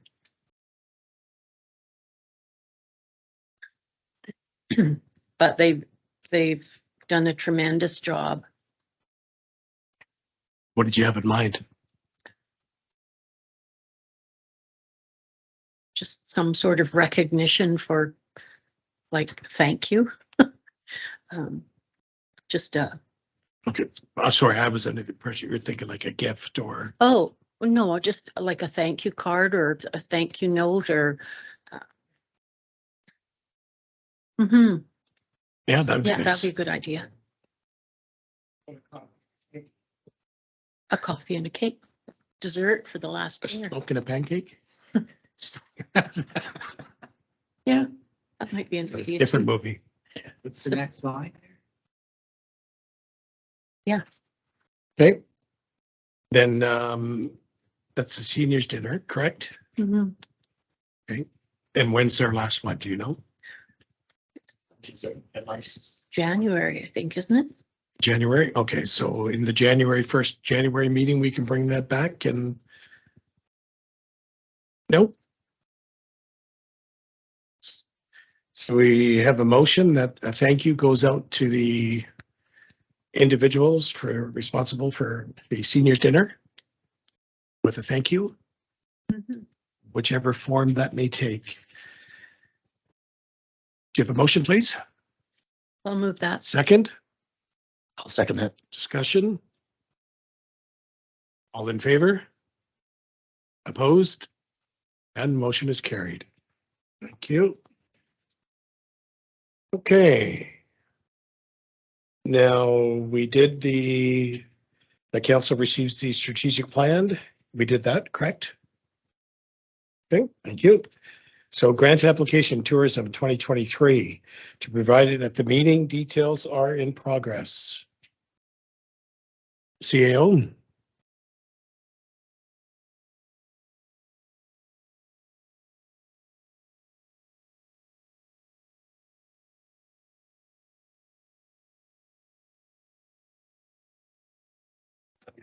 Yes, Mr. Mayor. First off, apologize for the lateness. I know this particular program was sent to us a number of weeks ago, but just getting geared up to, can we get it done in time and then identifying the project? It took time to get there and the deadline is actually tomorrow to get it in. So we'll have to arrange this tomorrow morning to get it off to the funders. This appears to me to be a bit of a progression from the working waterfront project and also the campground part of that. You'll see from the documents included in the package that originally we had many more sites being proposed, but budgets made it shrink and shrink and shrink to the point where we actually got, was it 6 or 7 service sites? So now we have an opportunity to expand on that. I put in the report that we have seen increased revenues of 300%. I know that sounds really impressive, but actually it's only $9,000, but I thought 300% was more impressive, so I used that number. But having said that, that's still $10,000 a year more than we had before. And if we double it again, it is helping the village quite a bit to not only make revenues, but attract people to our village. So I think probably the 2 biggest things there are demolishing the washroom and replacing it with basically a 3-stall, male, female, and accessible washroom and a shower at each place, as well as some laundry facilities. So people coming here have the ability to get caught up and maybe rest a few days and do a few things that they weren't able to do before, because now that we have the facilities. The second part of that, and I think it's probably the more important of the 2, is creating some sort of a First Nation hub where the current totem is, which would include maybe a small seating and presentation area, displays, and contract with Comox First Nation to produce a few more native art. It could be totems, could be something else, some sort of carving, but very much First Nation in its presentation, and just make it a little bit more of an interest in the learning area that people coming in, they may be at the campsite, they may be just driving in for the day, but they could stop there and learn a little bit of history about the First Nations in our area. Like an interpretive center? Yeah, I tried to find the right word for it. Yeah. It's not really an info center, but I kind of like your word you just came up with. That seems to call it better. Interpretive center? Cultural information. I personally think at the end of the day, this has to be worked very closely with Comox First Nation. I did reach out to them. They weren't able to get it on their agenda for December 2nd. I sent them more information, and the last comment I've got is it okay if we apply given what you see in front of you? And I'm hoping to get the answer back, yes. If not, I'll have to amend it a little bit more respect. In other words, I've said, we've got the support of First Nations. Change that to we're looking for the support, but I'd like the idea of them saying, yeah, we support that. That's a lot stronger. I understand this particular funding, First Nations element in it is very important. And the final part, of course, is the sites themselves to create a bunch of new sites. So I think with that, one little change. In the report, it says 900,000. In the actual application, it's 950. And the difference is 50,000 in kind by us. And by that, I mean, we probably use some of our equipment, some of our staffing time to help it out. Basically, it's in kind. It's not asking to come up with dollars. It's basically provide the support and behind the scenes. Sorry, 1 sec. Councillor Burchett. Yeah, so I see in the plans there's a dock in the pond, but was there any wording in reference to the dock? Sorry, this is an old plan. Originally, we were looking at creating a wharf.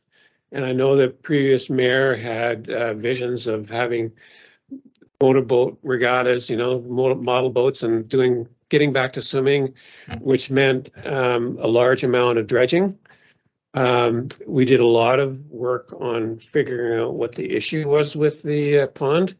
And I learned a little bit more about the history. I heard it before, but I heard it again today for sure, that the generator station that we used to supply power to the village and to the site here was a generator at the public works yard.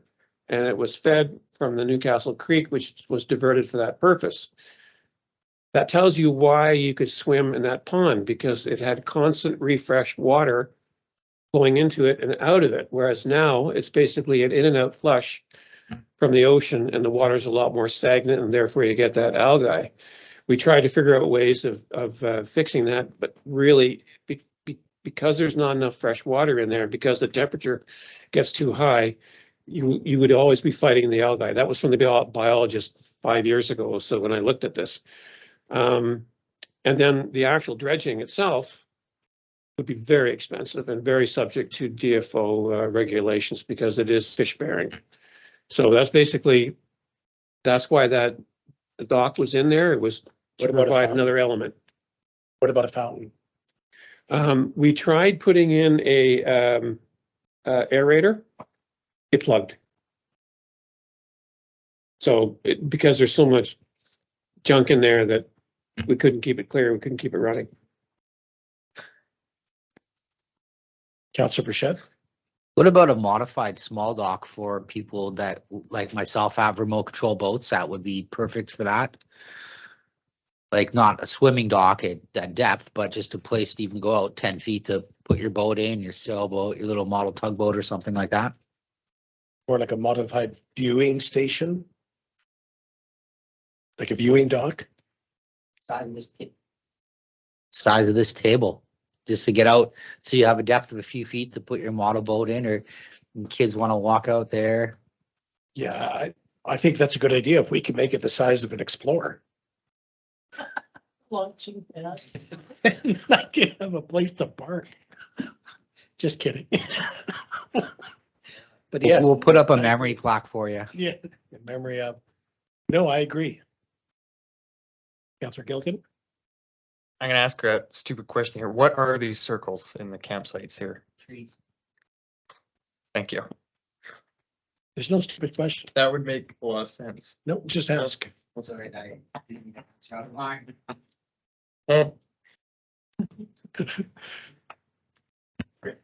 Councillor Tinsley? I think we've got some interesting ideas around the pond. Can I just suggest that we somehow put pond discussions on some other future agenda? And because there's some interesting ideas here. I mean, it's something that's been sitting there, and this is nice history to hear on it. And but I think we can kind of move it forward a bit. Sounds good. Everybody agree? CEO? All good, Mr. Mayor. All good? Okay, so the grant application for tourism 2023. Be provided at the meeting for details of that. Do we have a motion to receive? I'll move that. Second, I'll second that. the discussion. All in favor? Opposed? See none, motion carried. Relationship building sensor. Setting. Relationship building session. Okay, the council receives and approves the relations building sessions 2023 report. And the council approves the proposal from Possible for 1772 and the proposed dates January 21st, 9 to 1 and February 11th, 9 to 1. Do I have a motion, please? I'll move that. Second, I'll second that. discussion.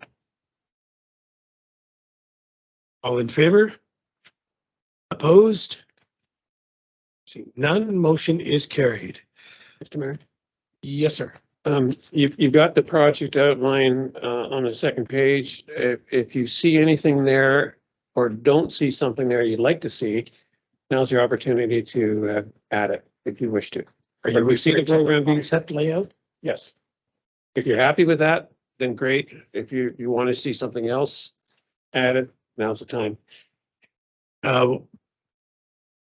We talked about the small dock. Councillor Bichette would like a small dock for boats. Small dock, please. What are you referring to?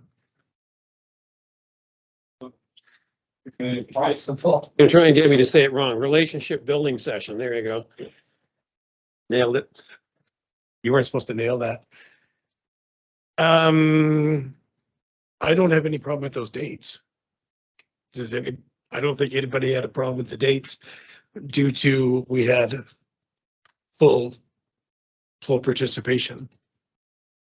Councillor Tinsley?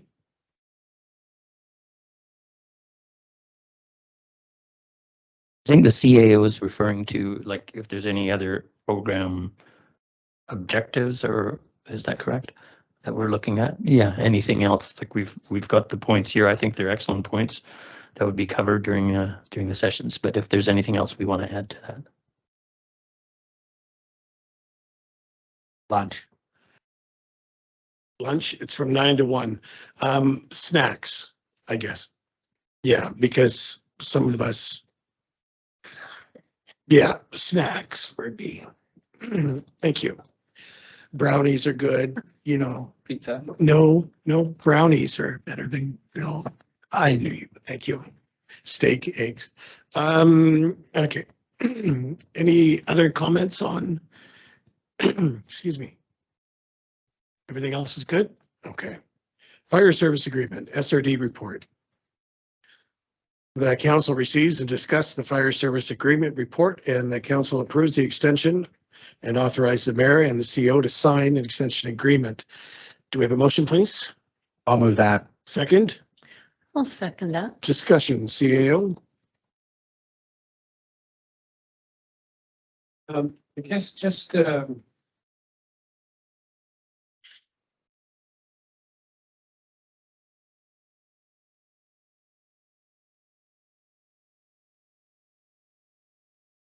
I'm not gonna be around when this is discussed. I think it's really important that the new CAO get involved with this early, because it has some pretty big implications for the village, especially if it goes the way of separate services or some of the other options they're looking at. And there's, like I've said in the report, there's a few things that are outstanding that they haven't addressed yet.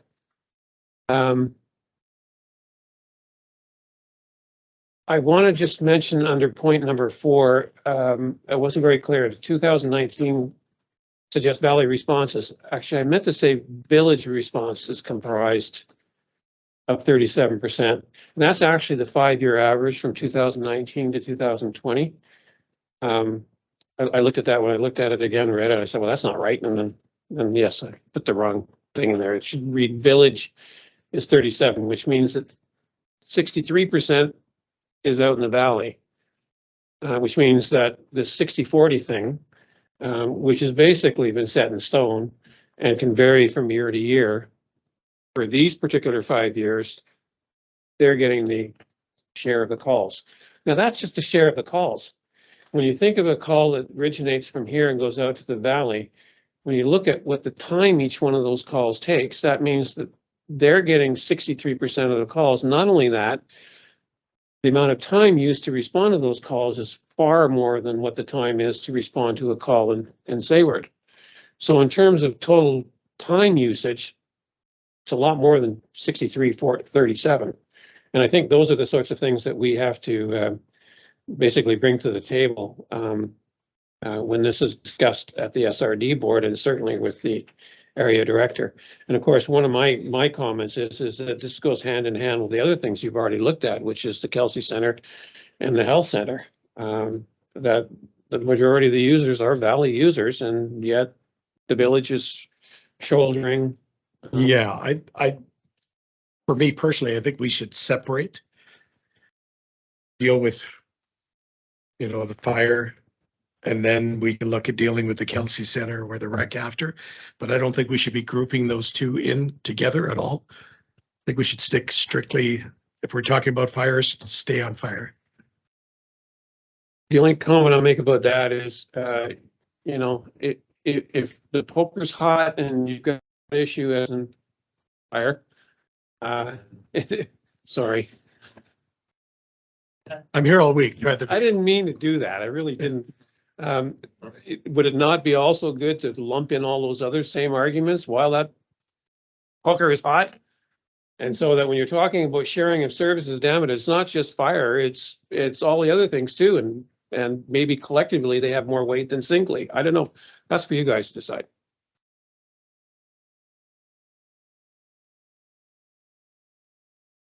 That's the only thing I wanted to say is that about the usage, and I made some other points. And as I said, I think the new person coming in has to got stuff. And by the way, I think there's a lot of sympathy at the staff level at the regional district for this. For the sharing that is going on in the services and the fact that maybe the valley isn't paying their full fair share. Of course, they have to be Agreed. careful they do that, but I think there is sympathy for it.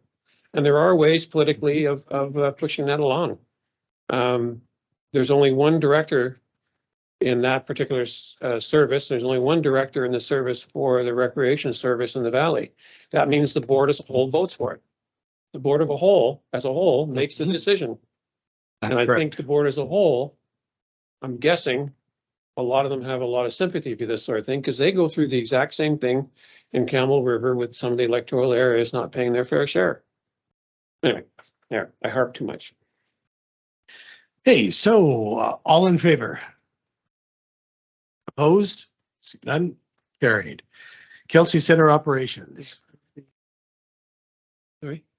Michelle Davis, Recreation Manager, that council receive, discuss, and provide staff with direction on the Kelsey Center operational report.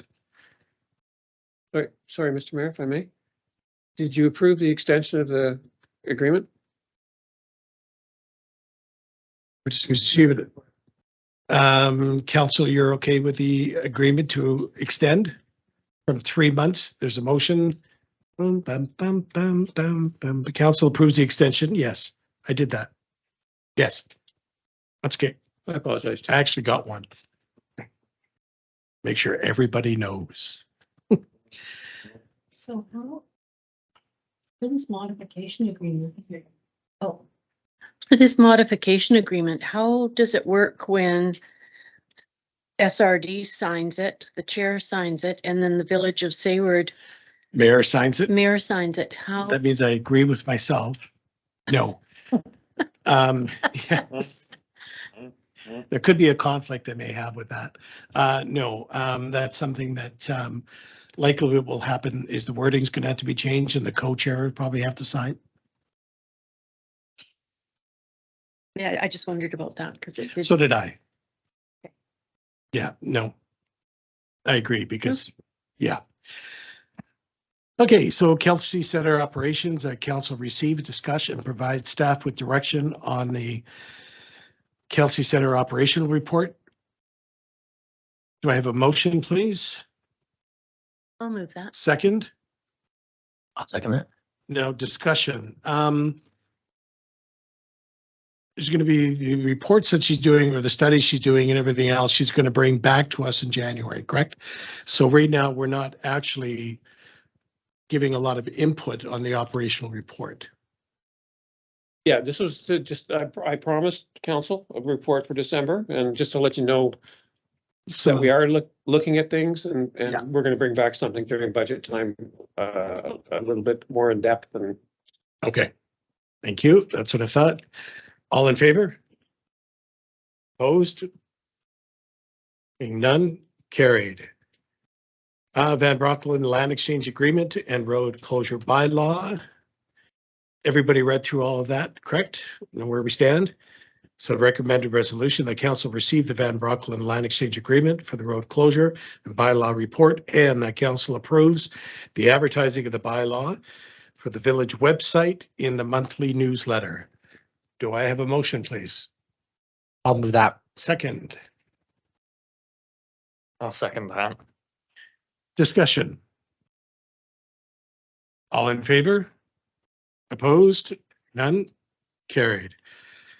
Regional grant opportunity, UBCM, Emergency Support Services. Is that the report from the CAO be received and that the part of the Village of the Sayward's ongoing work in relationship with emergency planning, that the application for financial assistance under the Community Energy Preparedness Fund 2023 Emergency Support Service Grant be authorized for submission to the UBCM in collaboration with the Strathcona Regional District, SRD, and that the village agrees to the Strathcona Regional District submitting the application on their behalf, and if funded, agrees to the Strathcona Regional District managing the grant and being the recipient of all funding. Do I have a motion, please? I'll move that. Second, I'll second that. discussion? CAO, do you have anything to add on that? No? All in favor? Opposed? Seeing none, motion is carried. Mr. Mayor, just one little comment on it. Good job done by you guys and pulling this together. Great job. Number 12, Emergency Service, Public Works, Recreation Department reports. That Councillor Tom Tinsley, the Emergency Program Coordinator, the council received the Emergency Program Update Report for information and discussion. Do we have a motion, please? On with that. Second, I'll second that. discussion, Councillor Tinsley. Do you have anything to add? Thank you, Mr. Mayor. Nothing to add to the report. It's pretty straightforward, covers some of our progress so far, and we're moving forward steadily with continued improvements. Thank you. Thank you. All in favor? Opposed? Seeing none, carried. Bylaw 2022-2026 5-year financial plan. Amendment bylaw 491-2022 be given fourth and final reading. Do I have a motion, please? I'll move that. Second, I'll second that. discussion. All in favor? Opposed? Hearing none, carried. Highway closure and dedication removal bylaw 492-2022. That the closure dedication removal bylaw 492-2022 be given first, second, and third reading. Do I have a motion, please? I'll move that. Second? Sorry, Councillor Tiz, thank you. I'll second that. Discussion? All in favor? Opposed? Hearing none, motion is carried. New business, pay for councils, CFO. Thank you, Mr. Mayor. So this was just a quick little, I guess, question for council on pay going forward. So with the new remuneration bylaw, we have council at every meeting. We fill out an attendance sheet, the mayor signs the attendance sheet, and then it gets put into the system for processing through payroll. What we're finding is it's a bit of an administrative chore to figure out when the pay period is and if there was a meeting before or after. So what we came up with was we would pay council on the first pay period of every month for the previous month's stipend plus meetings, because then we would know for that month how many meetings the councillors and mayor have attended.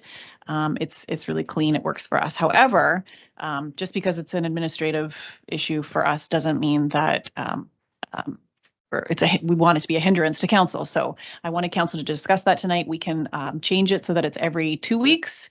And what that would mean is every pay period, we would pay council for any meetings attended in that previous 2 weeks, basically. So you'd be getting, if there was one meeting in the first pay period, you'd get paid for that one on the first pay period of the month. Second pay period of the month, you'd get another payment for any meetings during the previous 2 weeks. I don't know if I'm explaining this correctly, but it's whatever council prefers. So if you maybe wanted to quickly discuss that and then just let staff know what your preference is. Thank you.